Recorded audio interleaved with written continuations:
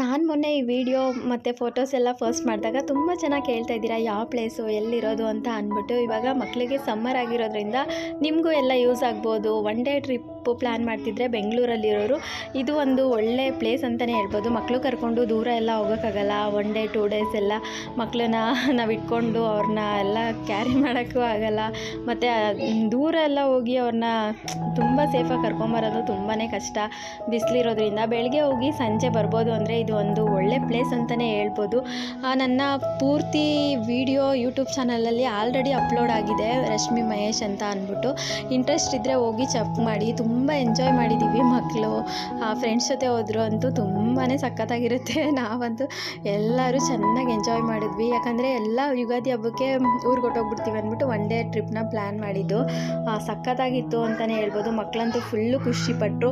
ಇಲ್ಲಿ ಮಕ್ಕಳಿಗೆ ಆಟ ಆಡೋಕ್ಕೆ ಗೇಮ್ಸ್ ಎಲ್ಲ ಇದೆ, ರೀಸನಬಲ್ ಪ್ರೈಸಲ್ಲಿ ಇದೆ.